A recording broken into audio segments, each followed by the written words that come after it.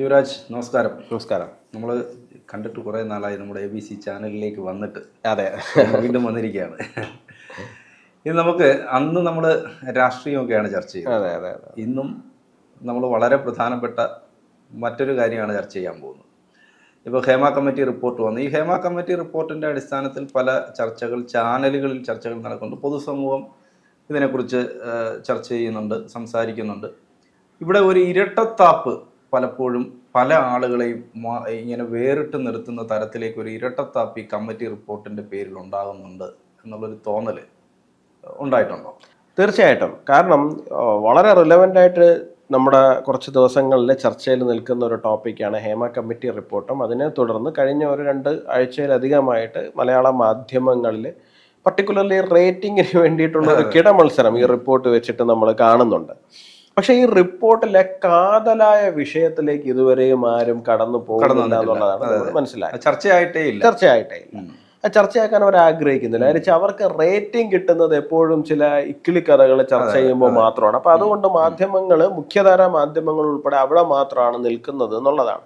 ഇതിൻ്റെ അകത്ത് വേറൊരു അജണ്ട ഇതിൻ്റെ പുറകിലുണ്ടോ നമ്മൾക്ക് സംശയം തോന്നുന്ന തലത്തിലാണ് കഴിഞ്ഞ 2-3 ദിവസങ്ങളായിട്ട് നടന്നുകൊണ്ടിരിക്കുന്ന വിഷയം എന്ന് പറയുന്നത്. ഇപ്പോൾ ഒരു ഉദാഹരണം പറഞ്ഞു കഴിഞ്ഞാൽ, ഇപ്പോൾ സുചിത്ര എന്ന് പറയുന്ന ഗായിക വന്നിട്ട് ഒരു അഭിപ്രായം പറഞ്ഞു, അവരൊരു വെളിപ്പെടുത്തൽ നടത്തി. ആഷിഖ് കപൂറിൻ്റെ വീട് കേന്ദ്രീകരിച്ച് ഇത് നടക്കുന്നുണ്ട്, റിമ കല്ലിങ്കലിൻ്റെ കരിയർ നശിച്ചു പോകാൻ കാരണം പോലും ഇതാണ് എന്നൊക്കെ ഉള്ള തലത്തിലുള്ള ഒരു കാര്യം അവർ നടത്തി. നോക്കൂ, നമ്മുടെ മലയാള മനോരമ, മാതൃഭൂമി പോലെയുള്ള ഏറ്റവും മുഖ്യധാരാ മാധ്യമങ്ങൾ, പത്രമുത്തശ്ശിമാർ എന്ന് നമ്മൾ വിളിക്കുന്ന കേരളത്തിൻ്റെ മാധ്യമ സംസ്കാരത്തിന് അടിത്തറയിട്ട 2 പത്രങ്ങൾ 15-20 മിനിറ്റിനകം തന്നെ വെച്ച് ഈ 2 വാർത്തകളെ റിമൂവ് ചെയ്യുകയാണ്. അവർ പബ്ലിഷ് ചെയ്യുന്ന വാർത്തയെ, ഓൺലൈൻ ഡെസ്കിൽ നിന്ന് പബ്ലിഷ് ചെയ്ത വാർത്തയെ മുകളിൽ നിന്നൊരു പ്രഷർ വന്നതിൻ്റെ അടിസ്ഥാനത്തിൽ അവർ റിമൂവ് ചെയ്തിരിക്കുകയാണ്. അത് മുകളിൽ നിന്നുള്ള പ്രഷർ വന്നത് തന്നെയാണ് എന്നുള്ള കാര്യത്തെ കുറിച്ചിട്ട് വ്യക്തമായിട്ടുള്ള കൺഫർമേഷനും നമ്മുടെ മുമ്പിലുണ്ട്. അങ്ങനെ തന്നെയാണ് അത് പറയുന്നത്. അപ്പോൾ എവിടെ നിന്ന് ഈ പ്രഷർ വന്നു?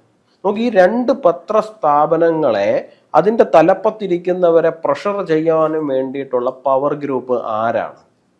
നമ്മൾ ചർച്ച ചെയ്യണ്ടേ?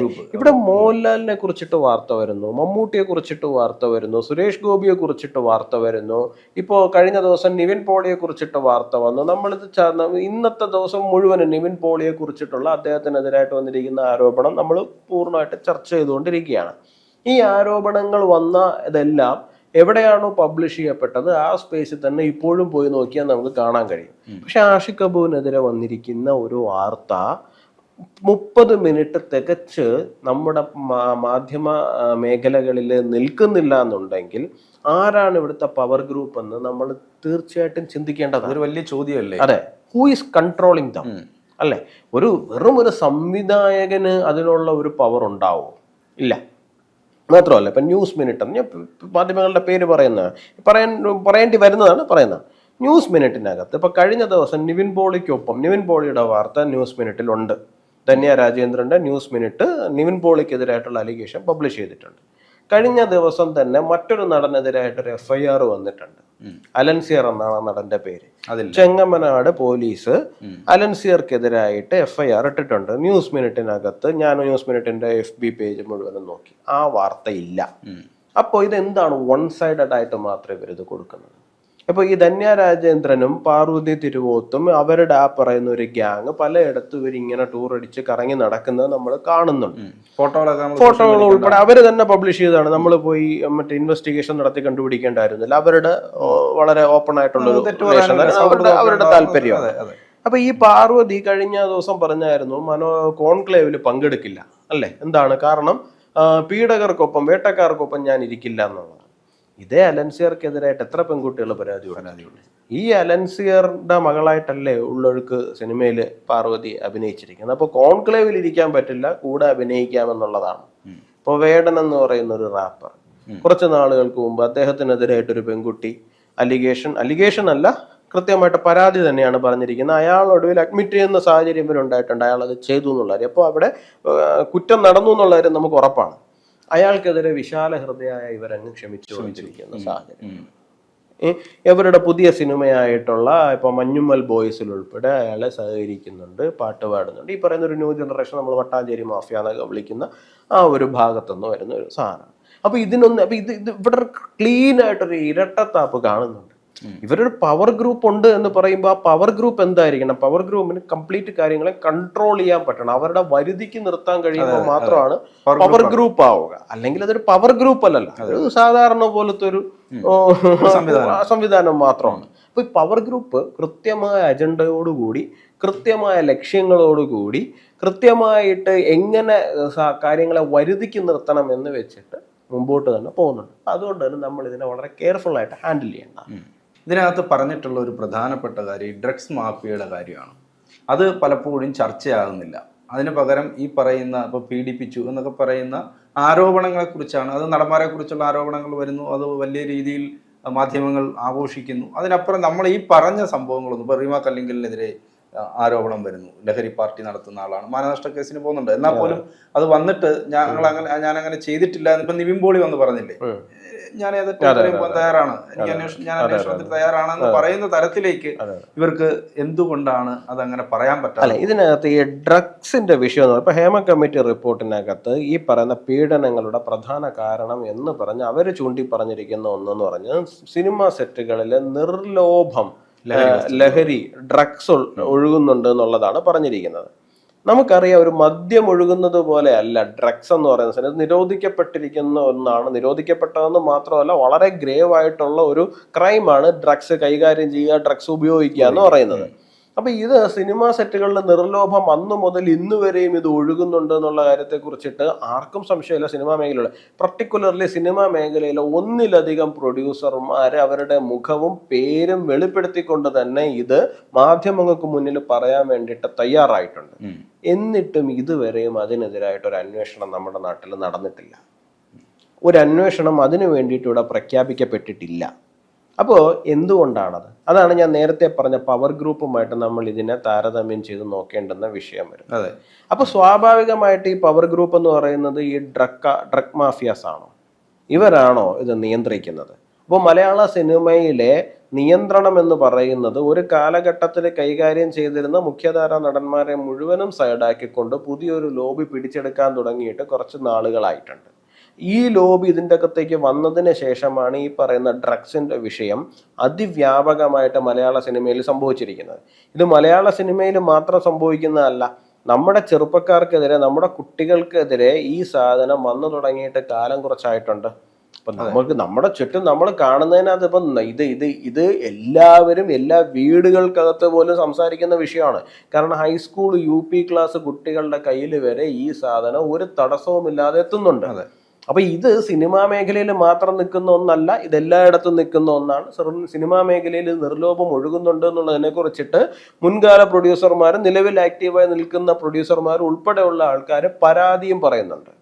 നോക്കൂ, ഒരു സ്ഥലത്ത് കുറച്ച് ശക്തരായ ആൾക്കാർ നിൽക്കുന്നുണ്ട്. സ്വാഭാവികമായിട്ട് നമ്മൾ ഇപ്പൊ മാധ്യമ മേഖലയിൽ പോയി കഴിഞ്ഞാലില്ലേ ചില പവർ ഗ്രൂപ്പുകൾ അവിടെ ഉണ്ടാവില്ലേ, വളരെ അപ്പൊ അവരെ പ്രീണിപ്പിച്ചാൽ കുറച്ച് പ്രൊമോഷൻ കിട്ടും എന്നുള്ളത് രാഷ്ട്രീയത്തിലില്ലേ. നമ്മൾ ഏത് മേഖലയിൽ പോയാലും ഇത്തരം പ്രൊഫഷണൽ ആയിട്ടുള്ള ശക്തരായിട്ടുള്ള വിഷയങ്ങൾ ഉണ്ടാവും. അത് ശരിയാണെന്നോ അതിനെ നമ്മൾ സമ്മതിച്ചു കൊടുക്കണമെന്നോ അല്ല ഞാൻ പറയുന്നത്, അതൊക്കെ തിരുത്തപ്പെടേണ്ടത് തന്നെയാണ്. പക്ഷേ അതൊക്കെ എല്ലാ മേഖലയിലും നിലനിൽക്കുന്ന, നാളെയും എല്ലാ മേഖലയിൽ പോയി കഴിഞ്ഞാലും നിലനിൽക്കും നമുക്ക് ഉറപ്പാണ്. ഇപ്പൊ രാഷ്ട്രീയത്തിൽ എടുത്തു കഴിഞ്ഞാൽ, കോൺഗ്രസിന് അത് എടുത്തു കഴിഞ്ഞാൽ ഒരു Karunakaran power group, Antony power group എത്രയോ കാലം നമ്മൾ ചർച്ച ചെയ്ത വിഷയമാണ് അല്ലെ. കരുണാകരന്റെ പ്രീതി പിടിച്ചു പറ്റാൻ രാഷ്ട്രീയക്കാർ ഓടുന്നത്, AK ആന്റണിയുടെ പ്രീതി പിടിച്ചു പറ്റാൻ വേണ്ടി ഓടുന്നത്, ഇപ്പോൾ ഗാന്ധി കുടുംബത്തിന്റെ പ്രീതി പിടിച്ചു പറ്റാൻ വേണ്ടിയിട്ട് ഓടുന്നത്. അത് എല്ലാ രാഷ്ട്രീയ പാർട്ടികളിലും വ്യക്തികളും പേരുകളും മാറി മാറി വരുമെന്നേ ഉള്ളൂ. ഇപ്പൊ പിണറായി വിജയൻ ഗ്രൂപ്പ്, അച്യുതാനന്ദൻ ഗ്രൂപ്പ്, പിന്നെ അത് കോടിയേരി ഒരു പവർ സെന്റർ ആയിട്ട് മാറുന്നു. ഇപ്പൊ ഇത് MV ഗോവിന്ദൻ ഇത് പിടിച്ചെടുക്കാൻ നോക്കുകയാണ് എന്ന് പറഞ്ഞിട്ടുള്ള ഒരു വലിയ, ഇത് എല്ലാ മേഖലകളിലും ഉള്ളതാണ്. ഇതൊക്കെ ശരിയാണ് എന്ന് ആർക്കും അഭിപ്രായമില്ല. ബട്ട് ഇത് ഇങ്ങനെ തന്നെ മുമ്പോട്ട് പോവുള്ളൂ. കാരണം ജനാധിപത്യ വ്യവസ്ഥിതിയിൽ പോകുന്ന സമയത്ത് ജനാധിപത്യത്തിന്റെ ചില പുഴുക്കുത്തുകൾ ഇതൊക്കെ തന്നെയാണ്. ഇത് അവിടെ മാത്രം ഒതുങ്ങുന്നതല്ല, ഇത് എല്ലായിടത്തും നിലനിൽക്കുന്ന ഒന്ന് തന്നെയാണ്. അത് ആഗോള ഇന്റർനാഷണൽ പൊളിറ്റിക്സിൽ വരുമ്പോൾ ഇപ്പോൾ അമേരിക്ക ഒരു പവർ സെന്റർ ആവും, USSR ഒരു പവർ സെന്റർ, ഇതൊക്കെ കാലാകാലങ്ങൾ നടക്കുന്നത് തന്നെയാണ്. അതിൽ നിന്ന് വിഭിന്നമായി നിൽക്കുന്ന ഒന്നൊന്നുമല്ല സിനിമാ മേഖല എന്ന് പറയുന്നത്. പക്ഷേ സിനിമാ മേഖലയിൽ നമ്മൾ അന്വേഷിക്കേണ്ടുന്ന വിഷയം എന്തായിരുന്നു, യഥാർത്ഥ വിഷയം എന്തായിരുന്നു? ഈ ഡ്രഗ്സ് എവിടെ നിന്ന് വരുന്നു, എവിടേക്ക് പോകുന്നു, ആരൊക്കെയാണ് ഇതിന്റെ കാരിയേഴ്സ്, എങ്ങനെയാണ് ഇത് ഇത്ര. കഴിഞ്ഞ ദിവസം എന്നോടൊരു പ്രമുഖനായ സംവിധായകൻ, വളരെ പ്രമുഖനായിട്ടുള്ള ഒരു മുൻനിര സംവിധായകൻ എന്നോട് പറഞ്ഞത്, ഒരാളെ കാണുമ്പോൾ 5 വർഷങ്ങൾക്ക് മുമ്പ് ഒരു സിഗരറ്റ് പോലും വലിക്കാതിരുന്ന ഒരു പയ്യനായിരുന്നു, ഇപ്പോൾ ആ പയ്യൻ കണ്ടിന്യൂസ്ലി മറ്റേ സാധനം അടിച്ചു വലിക്കുന്നു എന്നാണ് പറയുന്നത്. അപ്പോൾ അതിന്റെ റീസൺ എന്ന് പറയുന്നത്, ഈ പറയുന്ന ന്യൂ ജനറേഷൻ ഗ്യാങ്ങിലേക്ക് വരണമെന്നുണ്ടെങ്കിൽ ഇത് ഉപയോഗിച്ചാൽ മാത്രമേ നമുക്ക് ഇവിടെ നിൽക്കാൻ പറ്റുള്ളൂ എന്നുള്ള തലത്തിലേക്ക് ഈ സാധനത്തിനെ അല്ലെങ്കിൽ ഈ ഒരു സംവിധാനത്തിന് അവർ മാറ്റാം. നമ്മൾ ശരിക്കും ഭയക്കേണ്ട വിഷയവും ചർച്ച ചെയ്യേണ്ടുന്ന വിഷയവും ഇതാണ്. നമ്മൾ അതിന് പകരം നമ്മൾ വേറെ എവിടെയോ പോയി വാതിൽ മുട്ടലുകളുടെ പുറകിൽ വാതിലിൽ മുട്ടുന്ന ഞരമ്പ് രോഗികളെ അതിൻ്റെതായ നിലയിൽ തന്നെ ട്രീറ്റ് ചെയ്യണം, വേണ്ടെന്നല്ല പറഞ്ഞത്. പക്ഷേ ഈ വിഷയത്തിനെ അവഗണിച്ചുകൊണ്ടല്ല നമ്മൾ ആ വിഷയത്തിന്റെ പുറകിലേക്ക് പോകേണ്ടത് എന്നുള്ളതാണ്. ഇത് നമുക്ക് ചർച്ച അവസാനിപ്പിക്കുന്നതിന് ഒരു ചോദ്യം കൂടെ ചോദിച്ച് അവസാനിപ്പിക്കാം. WCCയിലെ പ്രധാനപ്പെട്ട നേതാവാണ് പാർവതി തിരുവോത്ത്. പാർവതി പലപ്പോഴും പറഞ്ഞിട്ടുള്ളത് പാർവതിയെ ഒതുക്കുന്നുണ്ട് എന്നാണ്. അങ്ങനെ യഥാർത്ഥത്തിൽ പാർവതി ഇപ്പോഴും ഒരു സിനിമയിൽ അഭിനയിച്ചതേ ഉള്ളൂ. അല്ല, അവിടെയാണ് ഇവർ പവർ ഗ്രൂപ്പ് എന്ന് പറയുന്നത്. പവർ ഗ്രൂപ്പ് വന്നതിന് ശേഷം ഞങ്ങളെ ഒതുക്കുന്നുണ്ട് എന്നുള്ളതാണ്. ഞാൻ ABC ചാനലിൽ പൂർണ്ണമായ ഉത്തരവാദിത്തത്തോടുകൂടി പറയാം. പാർവതി തിരുവോത്ത് എന്ന് പറയുന്ന നടിയെ കുറിച്ചിട്ട് നിങ്ങൾ ഗൂഗിളിൽ സെർച്ച് ചെയ്യുക. ഗൂഗിളിൽ സെർച്ച് ചെയ്യുമ്പോൾ എനിക്ക് തോന്നുന്നു 2007 മുതലോ മറ്റോ ആണ് ഇവരുടെ സിനിമ അഭിനയ കരിയർ തുടങ്ങുന്നത്. ഇപ്പോൾ മലയാള സിനിമയിലാണല്ലോ അവർ പറയുന്ന പ്രശ്നം നിലനിൽക്കുന്നു എന്ന് പറയുന്നത്. 2007 മുതൽ 2024 വരെയുള്ള വർഷങ്ങൾ എടുത്തു കഴിഞ്ഞാൽ 2007 ഇവർ എത്ര സിനിമയിൽ അഭിനയിച്ചിട്ടുണ്ട്, 2008 എത്ര മലയാള സിനിമ, 2009 എത്ര മലയാള സിനിമ, 2010 എത്ര മലയാള സിനിമ എന്ന് നമ്മളൊന്ന് നോക്കണം. 2007 മുതൽ 2024 വരെയും ഇവരുടെ കരിയർ ഒരേപോലെ തന്നെയാണ് പോയിരിക്കുന്നത്. ഈ പ്രശ്നങ്ങൾ ഉണ്ടാകുന്നു എന്ന് പറഞ്ഞാൽ 2017-18 ശേഷമാണല്ലോ ഈ പ്രശ്നങ്ങൾ ഉണ്ടാകും. ശരിക്കും പറഞ്ഞാൽ 2017-18 ശേഷം അവർക്ക് മലയാള സിനിമയുടെ എണ്ണം കാര്യമായി വർദ്ധിക്കുക മാത്രമേ ചെയ്തിട്ടുള്ളൂ. എന്നിട്ടാണ് ഒതുക്കുന്നത്. പിന്നെ എവിടെ ഒതുക്കുന്നു എന്നാണ് പറയുന്നത്. അവർക്ക് 2017 വരെ അവർ വർഷം 4-5 മലയാള സിനിമയിൽ അഭിനയിച്ചുകൊണ്ടിരുന്ന ഒരു നടി 2017-18 ശേഷം ഈ പറയുന്ന വിഷയങ്ങൾ ഉണ്ടായതിന് ശേഷം തനിക്ക് അഭിനയിക്കാൻ സിനിമയൊന്നും കിട്ടുന്നില്ല, എന്നെ എല്ലാവരും കൂടി ഒതുക്കിയിരിക്കുകയാണ് എന്ന് പറയുകയാണ് എന്നുണ്ടെങ്കിൽ നമുക്ക് അതിൻ്റെ അകത്ത് ഒരു യാഥാർത്ഥ്യമുണ്ട്, നമുക്ക് മനസ്സിലാക്കാം. ഞാൻ വേണമെങ്കിൽ അത് വളരെ നമുക്കതൊന്ന് പരിശോധിച്ച് നോക്കാം. അവരുടെ സിനിമയുടെ ഒരു ഫിലിമോഗ്രഫി നമുക്ക് വേണമെങ്കിൽ നമുക്കൊന്ന് എടുത്തു നോക്കാവുന്നതേ ഉള്ളൂ. ഒരു മിനിറ്റ് നമുക്ക് അവരുടെ ഫിലിമോഗ്രഫി നമുക്കൊന്ന് എടുത്ത് നമുക്ക് ഫാക്ട് വെച്ച് തന്നിട്ട് സംസാരിക്കാമല്ലോ, അവരുടെ അത് സംഭവിക്കുന്നുണ്ടോ ഇല്ലയോ എന്ന്. 2006 ഇവർ ആദ്യം ഔട്ട് ഓഫ് സിലബസ് നോട്ട്ബുക്കും എന്ന് പറഞ്ഞിട്ട് 2 മലയാള സിനിമയിൽ അഭിനയിക്കുന്നത്. അതോടൊപ്പം തന്നെ 2006 വിനോദയാത്ര എന്ന് പറഞ്ഞിട്ട് 3 മലയാള സിനിമ വന്നിട്ടുണ്ട്. 2007 ഒരേ ഒരു മലയാള സിനിമയാണ് ഫ്ലാഷ് വന്നിരിക്കുന്നത്. 2008 അവർക്ക് മലയാള സിനിമയില്ല, 2009 അവർക്ക് മലയാള സിനിമയില്ല, 2010 അവർക്ക് മലയാള സിനിമയില്ല, 2011 സിറ്റി ഓഫ് ഗോഡ് ഒരേ ഒരു മലയാള സിനിമ, 2012 അവർക്ക് മലയാള സിനിമയില്ല, 2013 അവർക്ക് മലയാള സിനിമ ഇല്ല, 0 ഇതൊക്കെ. 2014 അവരെ ബാംഗ്ലൂർ ഡേയ്സ് എന്ന് പറഞ്ഞ ഒരേ ഒരു മലയാള സിനിമ. 2015 എന്ത് നിന്റെ മൊയ്തീൻ എന്ന് പറയുന്ന ഒരേ ഒരു എന്ത് നിന്റെ മൊയ്തീനും ചാർലി 2 മലയാള സിനിമ. 2016 അവർക്ക് മലയാള സിനിമ ടേക്ക് ഓഫ് 2016 ഇല്ല. 2017 ടേക്ക് ഓഫ് മാത്രമാണ് കാണുന്ന മലയാള സിനിമ, ഒരേ ഒരു മലയാള സിനിമ. 2018 മൈ സ്റ്റോറിയും കൂടെയും 2. 2019 ഉയരെ വൈറസ്. ശരിക്കും പറഞ്ഞാൽ അതിന് ശേഷം മലയാള സിനിമയുടെ എണ്ണം കൂടുകയാണ്. 2020 ഹലാൽ ലവ് സ്റ്റോറി, വർത്തമാനം, ആണും പെണ്ണും, ഹലാൽ ലവ് സ്റ്റോറി മാത്രമാണ്. 2021 അവർക്ക് 1, 2, 3 മലയാള സിനിമ 2021. 2022 2 മലയാള സിനിമ. 2023 അവർക്ക് സിനിമയില്ല. 2024 വീണ്ടും ഒരു മലയാള സിനിമ, മനോരഥങ്ങൾ എന്ന് പറഞ്ഞിട്ടുള്ള ഉള്ളൊഴുക്ക് 2 സിനിമ വന്നിട്ടുണ്ട്. 2ഉം OTT കണ്ടന്റ് ആണ്. അപ്പൊ ഞാൻ പറയുന്നത് 2013-14 സിനിമ ഇവർ ചെയ്തിട്ടില്ലെന്നേ മലയാളത്തിൽ ഇല്ല. അപ്പൊ അതുമായിട്ട് കമ്പയർ ചെയ്യുമ്പോൾ അവർക്ക് ശരിക്കും പറഞ്ഞാൽ ഇപ്പൊ സിനിമ കൂടുതലല്ലേ ലഭിക്കുന്നത്. ഞാൻ ഇതിനകത്ത് ഈ പറയുന്ന ആൾക്കാർ ഇവരെ എടുത്ത് പ്രൊമോട്ട് ചെയ്യുന്നു എന്നല്ല പറയുന്നത്. ബട്ട് റിയാലിറ്റി നോക്കുന്ന സമയത്ത് അവർക്ക് മലയാള സിനിമയുടെ എണ്ണം കൂടുന്നുണ്ട്. അവരല്ലെങ്കിൽ അതിന് മുമ്പ് എന്താണോ അവർ ചെയ്തിരുന്നത് അതേ ഗ്രാഫിൽ തന്നെയാണ് അവർ ഇപ്പോഴും തുടർന്നും പൊയ്ക്കൊണ്ടിരിക്കുന്നത്. പിന്നെ എങ്ങനെയാണ് ഇവരെ ഒതുക്കുന്നു എന്ന് നമ്മൾ പറയുക? അതെ. ഇവിടെ മലയാള സിനിമയിൽ ഇപ്പൊ ശരിക്കും ആർക്കെങ്കിലും പ്രശ്നം ഉണ്ടെന്നുണ്ടെങ്കിൽ അത് ക്യാരക്ടർ ആർട്ടിസ്റ്റുകൾക്കാണ്. ഇപ്പൊ നമുക്ക് ഒരു കാലത്ത് നെടുമുടി വേണു, ശങ്കരാടി, കുതിരവട്ടം പപ്പു ഇങ്ങനെ നിന്നിരുന്ന സമ്പന്നമായ ഒരു ക്യാരക്ടർ ആർട്ടിസ്റ്റുകളുടെ, അതും വളരെ ടാലന്റഡ് ആയിട്ടുള്ള ഒരു നില മലയാള സിനിമയിൽ ഉണ്ടായിരുന്നു. പക്ഷെ ഇപ്പൊ അത് വരുന്നില്ല. കാരണം പുതുമുഖങ്ങളെ ഒരുപാട് പേര്, നല്ലത് തന്നെയാണ്, പുതുമുഖങ്ങൾ ചാൻസ് കിട്ടുന്നുണ്ട്. പക്ഷെ ഇവിടെ ഇപ്പൊ ദുരിതം അനുഭവിച്ചുകൊണ്ടിരിക്കുന്ന അവരെ പോലുള്ള ആൾക്കാരാണ്. അപ്പോ ആർക്കെങ്കിലും പ്രശ്നം ഉണ്ടാകുന്നെങ്കിൽ അവർക്കാണ്. ഇവർക്കൊക്കെ സിനിമകൾ കിട്ടുന്നുണ്ടെങ്കിൽ അവർക്ക് ചെയ്യാൻ ആഗ്രഹിക്കുന്നത് പോലുള്ള സിനിമകൾ അവരിതിന് മുമ്പ് ചെയ്തിരുന്ന അതേ അളവിൽ തന്നെ ഇപ്പോഴും ലഭിക്കുന്നുണ്ട്. പക്ഷേ ഇരുട്ടുമുറിയിൽ ഇല്ലാത്ത കറുത്ത പൂച്ചയെ തപ്പുക എന്ന് പറയുന്ന ഒരു പ്രശ്നമാണ് ശരിക്കും പറഞ്ഞാൽ ഇവരിപ്പോ ചെയ്തുകൊണ്ടിരിക്കുന്നത്. കൂടുതൽ വാർത്തകളും വിശേഷങ്ങളും നിങ്ങളിലേക്ക് എത്താൻ ABC മലയാളം സബ്സ്ക്രൈബ് ചെയ്യുക, ബെൽ ബട്ടണും അമർത്തുക.